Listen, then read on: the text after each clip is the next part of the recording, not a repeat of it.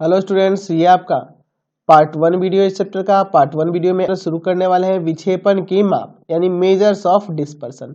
विक्षेपण की माप जो है ना, यह चैप्टर आपके सांख्यिकी का ही एक टॉपिक है। सांख्यिकी के बारे में हम लोग क्लास 9th में भी पढ़े हुए थे और क्लास 10th में भी पढ़े हुए थे। सांख्यिकी को अंग्रेजी में कहते हैं स्टैटिक्स। और मैंने आपको स्टैटिक्स को परिभाषित किया हुआ है क्लास 10th में। मैंने बताया था कि सांख्यिकी गणित की वह शाखा है,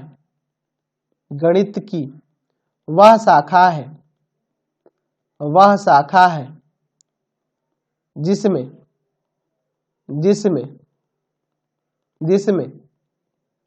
आंकड़ों का एकत्रीकरण का मतलब होता है इकट्ठा करना, एकत्रीकरण, वर्गीकरण यानी उसके समानता और असमानता के आधार पर उसको अलग अलग भागों में बांटना, प्रस्तुतीकरण यानी कि उसको रिप्रेजेंट करना, उसको दर्शाना, विश्लेषण यानी कि उसका एनालिसिस करना कि वो डाटा किस प्रकार का है ना, वो आंकड़ा किस प्रकार का है, उसके बारे में उसका विश्लेषण करना, एवं विश्लेषण करके क्या करना, व्याख्या करना, उसके बारे में बतलाना, है ना। विस्तृत रूप से व्याख्या की जाती है यानी कि हमें यहां से पता चल गया कि सांख्यिकी गणित की वह शाखा है जिसमें आंकड़ों का एकत्रीकरण, वर्गीकरण, प्रस्तुतीकरण, विश्लेषण एवं व्याख्या की जाती है। मैंने आपको क्लास 10th और 9th में केंद्रीय प्रवृत्ति के माप के बारे में बताया था। केंद्रीय प्रवृत्ति के माप के बारे में हम लोग क्लास 9th और 10th में पढ़ चुके हैं। कौन कौन से होते हैं जी? माध्य था, माध्यिका थी, तथा बहुलक। लेकिन इन केंद्रीय प्रवृत्ति के माप के द्वारा हम लोग किसी आंकड़े की संपूर्ण जानकारी प्राप्त नहीं कर पाते हैं। जैसे मान लीजिए मैं यहाँ पे एक आंकड़ा लेता हूं, ठीक है, मैं यहाँ पर एक आंकड़ा लेता हूं 2, 8, 8, 12, 25, ठीक है। मान लेते हैं कि 30 अंकों में से प्राप्तांक जो है 5 विद्यार्थियों के ये दिए हुए हैं। यह आपका एक प्रकार का आंकड़ा है। मैं कहता हूं कि इसका माध्य निकालिए। तो आप क्या करोगे? 2 + 8 + 8 + 12 + 25 और भाग कर देंगे कितना? 5 से। ये चर मान कितने हैं? 5 है, इसलिए 5 से भाग कर देंगे। जोड़ दीजिए 55/5, काट देंगे 11 बार में कट जाएगा। तो यहां से हमारा माध्य क्या आया? 11 आया।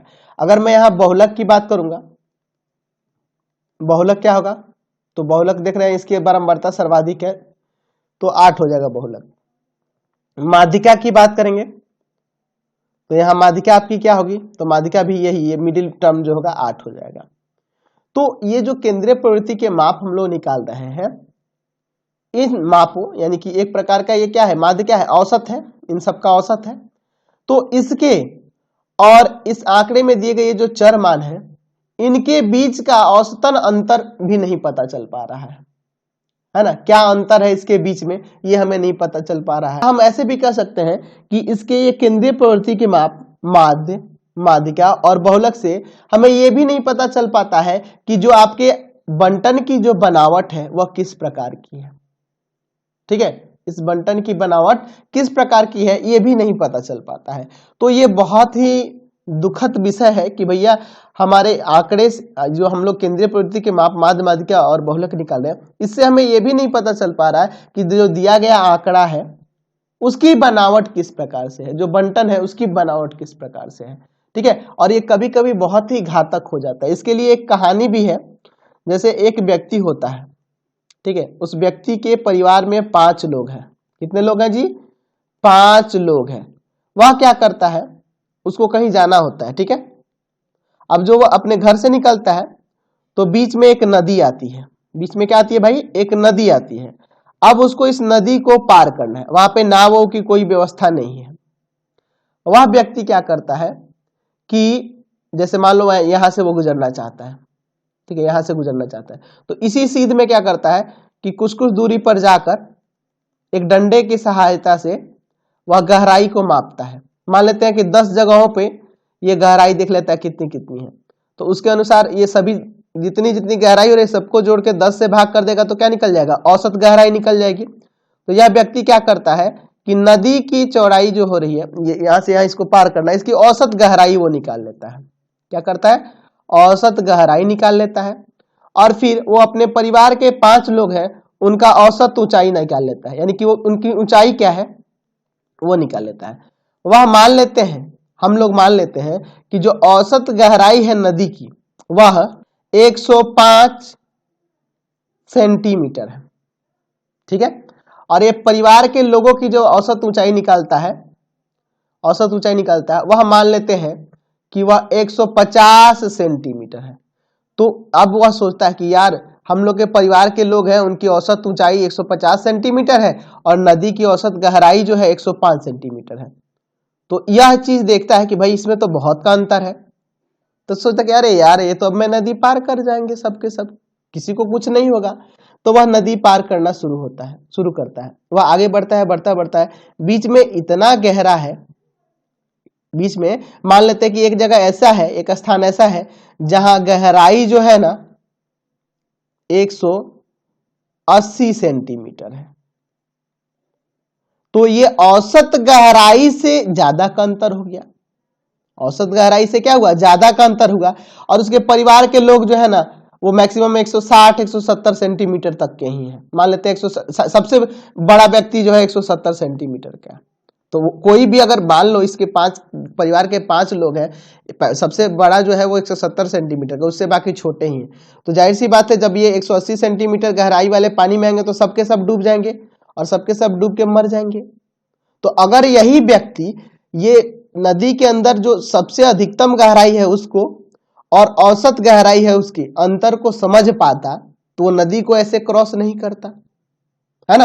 देखता कि भैया कि यहाँ की एक जगह ऐसा है कि जहां ज्यादा गहरा है, ज्यादा गहरा है, तो औसत गहराई से यहाँ काम नहीं चलेगा। तो देखे ना, ये अगर ये केंद्रीय प्रवृत्ति के माप को मान के चला तो इसने क्या किया, केंद्रीय प्रवृत्ति का माप माध्य का यूज किया। तो इसने माध्य का यूज करके नदी को पार करना चाहा तो वो डूब गया। तो सिर्फ माध्य, माध्यिका और बहुलक के द्वारा, यानी इन केंद्रीय प्रवृत्ति के माप के द्वारा हम आंकड़े के बारे में सही से जानकारी नहीं प्राप्त कर सकते, यानी उसके बनावट की जानकारी नहीं प्राप्त कर सकते। जैसे यहाँ पे नदी के गहराई के बारे में इसका संपूर्ण ज्ञान नहीं हुआ, औसत गहराई के कारण नहीं पता चला इसको, है ना। तो इसीलिए हमें एक ऐसे माप की जरूरत होगी जिससे हम लोग सही से उस डाटा के बारे में, उस आंकड़े के बारे में उसका विश्लेषण कर सके, उसकी जानकारी प्राप्त कर सके। और भी हम लोग कुछ एग्जाम्पल देखते हैं और उसके बाद हम लोग आगे बात करेंगे। यानी जो ये व्यक्ति है इसको यह पता होना चाहिए था कि इसका जो माध्य हो रहा है, यानी औसत गहराई जो हो रही है, उसके सापेक्ष में जो गहराई है किस तरह से बिखरी हुई है, गहराई किस तरह से बिखरी हुई है, अगर इसकी जानकारी से होती तो ये पांचों के पांचों बच सकते थे, डूबने से बच सकते थे, है ना जी। तो यानी कहने का मतलब कि जो आपके पास बंटन दिया हो उसके माध्य के परितः, माध्य के परितः उसके अंदर स्थित जो चर मान है वह किस तरह से बिखरे हुए हैं, इसकी जानकारी हमें भली भांति होनी चाहिए, है ना।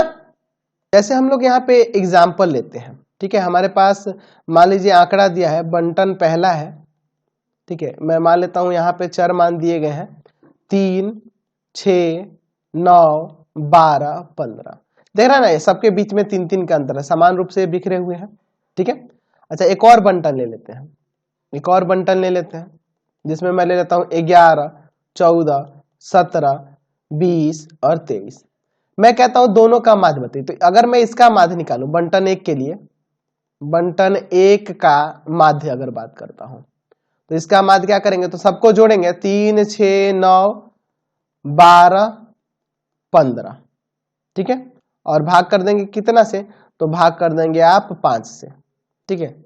चलिए तो अब इसको जोड़ा जाए तो जोड़ने पे आएगा 45, जोड़ने पे कितना जाएगा 45 आ जाएगा, ठीक है।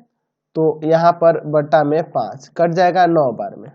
अच्छा दूसरे वाले बंटन का माध्य निकालना चाहूं, बंटन 2 का माध्य, बंटन 2 का माध्य 11, 14, 17, 20, 23 और बटा में 5, तो यहां पर सबको जोड़ेंगे तो तो आ जाएगा 50, 85 आएगा और भाग कर देंगे 5 से, तो कितना बार में कट जाएगा, 5 एकम 5 और 5 सत्ते 35, 17 बार में कट जाएगा। तो यहाँ देखिए इसका दोनों का, इसका देखिए बंटन 1 का माध्य 9 आया, बंटन 2 का माध्य 17 आया।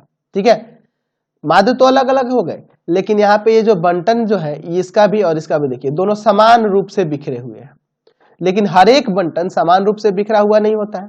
और कभी कभी क्या होता है कि माध्य तो समान हो जाएगा, कभी कभी क्या होता है ऐसे दो बंटन हमें मिल जाते हैं जिनका माध्य समान हो जाएगा, माध्य इक्वल हो जाएगा, लेकिन वो दोनों बंटन में बहुत का अंतर होगा। ठीक है, तो ये सब बहुत सारे इसमें प्रॉब्लम्स है, केंद्रीय प्रवृत्ति के माप निकालने से हमें पूरी जानकारी बंटन की नहीं हो पाती। यहाँ तो ये समान रूप से बिखरे हुए, लेकिन हमें बहुत सारे ऐसे बंटन मिलेंगे जिसमें बहुत का अंतर होगा, चरमानों के बीच बहुत बहुत का अंतर होगा, है ना। ये समान रूप से मैंने इसमें बिखरा कर दिखाया आपको, लेकिन बहुत से हमने अभी एग्जांपल आपको मैंने बताया था 2, 8, 8, 12, 25 एक बनाया था ना। तो इसमें देखिए ना यहाँ पे कितना का अंतर है, यहाँ पे आपका 6 का अंतर है, यहाँ 0 का अंतर है, यहाँ पर आपका 4 का अंतर है, यहाँ पे आपका 13 का अंतर है। तो कोई समान रूप से तो ये बिखरे हुए नहीं है।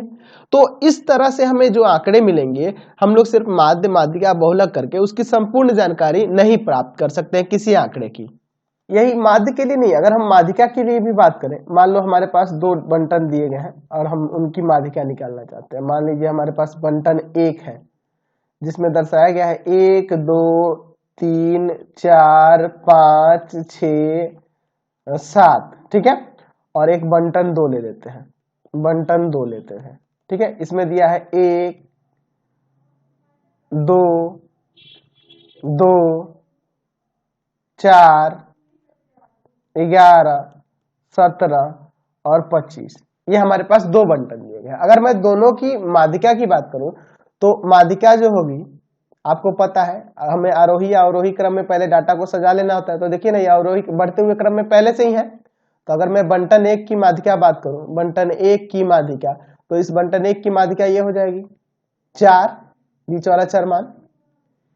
ठीक है, और बंटन 2 के लिए, बंटन 2 की माध्यिका, बंटन 2 की जो माध्यिका होगी वो बंटन 2 की माध्यिका में दिख रही है, वो भी आपकी 4 ही हो रही है।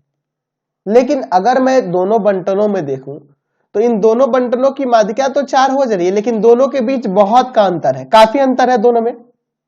ठीक है, लेकिन जो पहला है इसमें हम लोग देख रहे हैं कि इसके चर जो है समान रूप से बिखरे हुए हैं और इसमें समान रूप से बिखरा हुआ नहीं है, कोई क्रम है ही नहीं। यानी कहने का मतलब कि बंटन 1 जो है ना, बंटन 1 ज्यादा ही सही है बंटन 2 की अपेक्षा।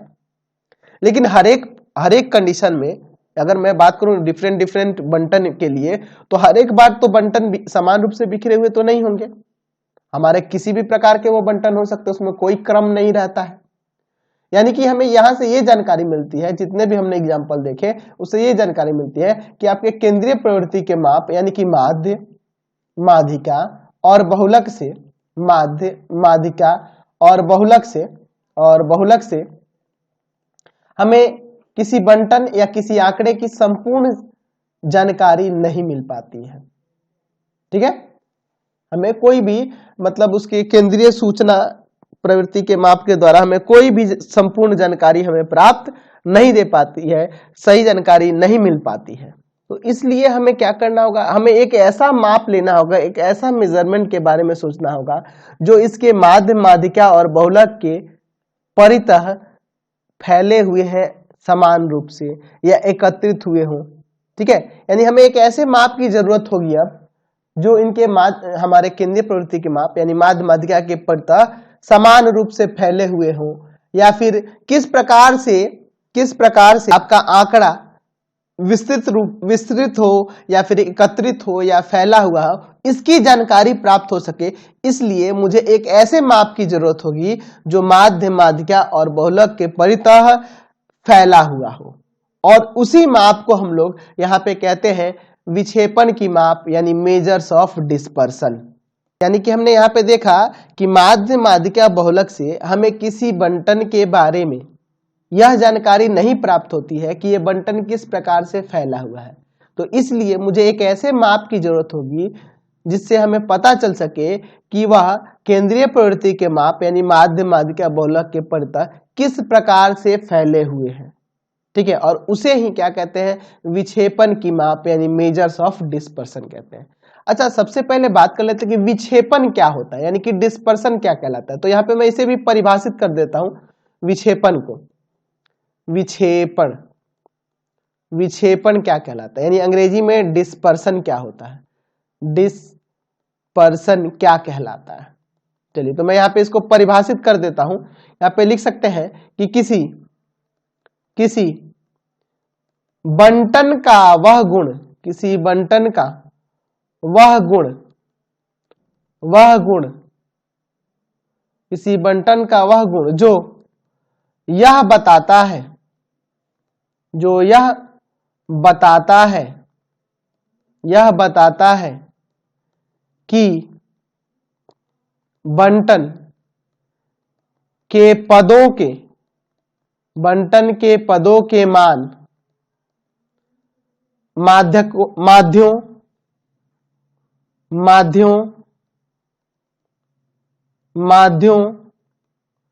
के परितः कितना बिखरे हुए हैं। ठीक है, विक्षेपण क्या होता है, विक्षेपण बंटन का वह गुण होता है जो बताता है ना, किसी बंटन का वह गुण होता है जो बताता है कि बंटन के पदों के मान माध्यों के परितः कितना बिखरे हुए हैं या कितना फैले हुए हैं। तो क्लियर हो गया विक्षेपण क्या होता है। किसी बंटन का वह गुण है जो बताता है कि बंटन के पदों के मान, यानी कि बंटन के जो पद दिए होंगे उनके मान, यानी इनके ये जो वैल्यूज दिए गए हैं, ये चर मान माध्यों के परितः किस प्रकार से फैला हुआ है, वही क्या कहलाता है, विक्षेपण कहलाता है। ठीक है, वही क्या कहलाता है, विक्षेपण कहलाता है। समझ गए। अब देखिए, विक्षेपण की माप को जानने से पहले हमें एक और छोटा सा टॉपिक समझना होगा। हमें जानना होगा कि डेविएशन क्या होता है। ठीक है, डेविएशन यानी कि विचलन क्या कहलाता है। विचलन अंग्रेजी में कहते हैं डेविएशन। पहले जानना होगा डेविएशन क्या होता है, विचलन क्या होता है। तो मैं यहां पे परिभाषित कर सकता हूं, ऐसे लिख सकता हूं कि चर मान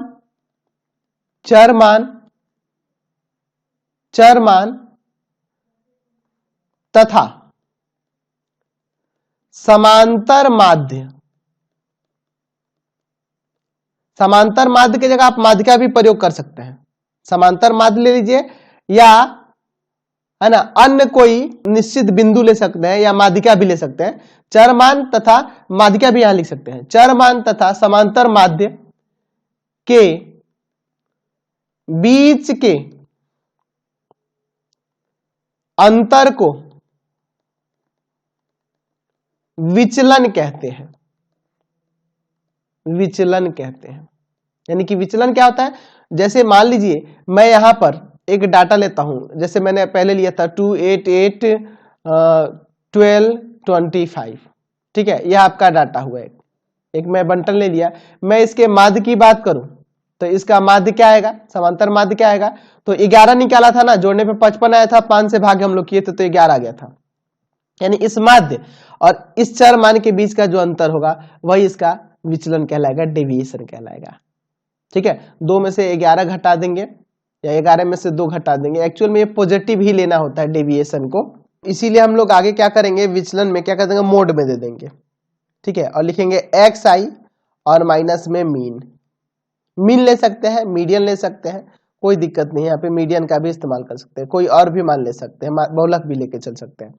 देखिए ये xi जिसे चर मान कहते हैं या वर्ग चिन्ह भी हम लोग कहते हैं, तो इसमें से किसको घटाएंगे, माध्य को घटाएंगे, और ये मोड देने का मतलब वो हमेशा पॉजिटिव ही लेना होगा। यानी 2 में से 11 जाएगा, आपका आएगा माइनस का 9, लेकिन मोड है तो पॉजिटिव 9 हो जाएगा। यानी यहाँ पे विचलन क्या है, आपका 9 है। यहाँ पे विचलन आपका क्या है, 3 है। यहाँ पे 3 है, यहाँ पर 1 है, यहाँ पर कितना हो जाएगा, 14 है। तो इस तरह से हम लोग विचलन निकालेंगे। तो विचलन क्या होता है, चर मान और समांतर माध्य के बीच का अंतर ही आपका क्या कहलाता है, विचलन कहलाता है, डेविएशन कहलाता है। ठीक है। और विक्षेपण क्या होता है? यह वह गुण है जो यह बताता है कि बंटन के पदों के मान और समान और माध्यों के परितः कितना बिखरा हुआ है। पदों के मान जो है माध्यों के परितः किस प्रकार से बिखरा हुआ है, वही क्या कहलाता है? विक्षेपण कहलाता है। चलिए अब हम लोग बात करते हैं विक्षेपण की माप। इसको हम लोग परिभाषित कर सकते हैं। अब तो हम लोग विक्षेपण की माप को कई तरह से परिभाषित कर सकते हैं। हम लोग लिख सकते हैं यहाँ पे कि किसी बंटन के चरम पदों के अंतर की माप या किसी बंटन के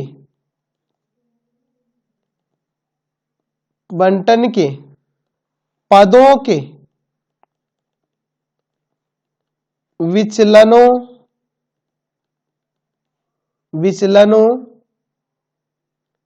के औसत माप को विक्षेपण की माप कहते हैं। विक्षेपण की माप कहते हैं। विक्षेपण की माप कहते हैं। हम लोग कई तरह से परिभाषित कर सकते हैं। अब देखिए विक्षेपण की माप कई प्रकार के होते हैं।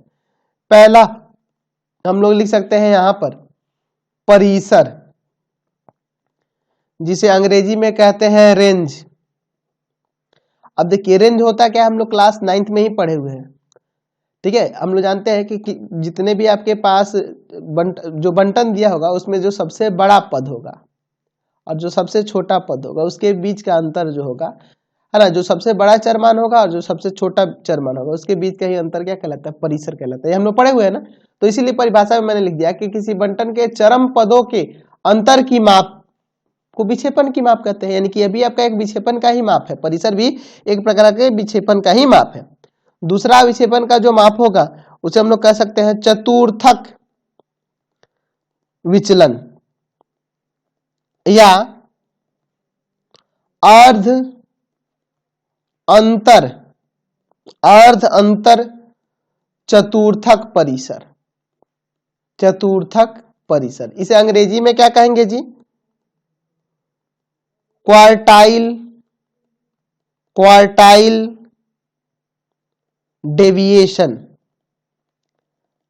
या और में देख लिख सकते हैं सेमी इंटर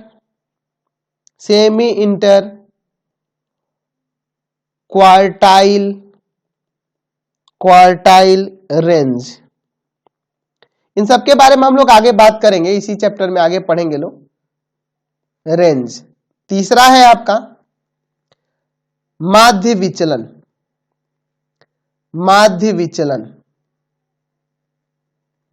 विचलन, जिसे अंग्रेजी में कहेंगे मीन डेविएशन। चौथा है आपका मानक विचलन, स्टैंडर्ड डेविएशन।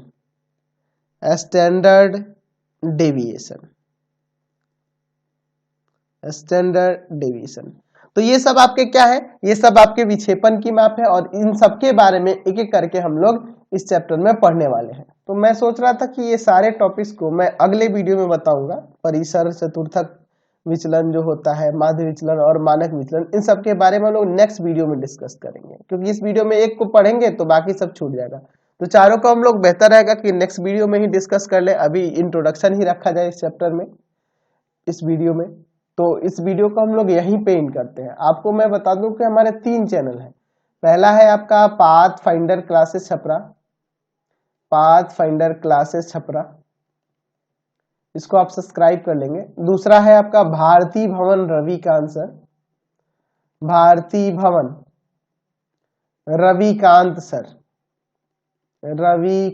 सर।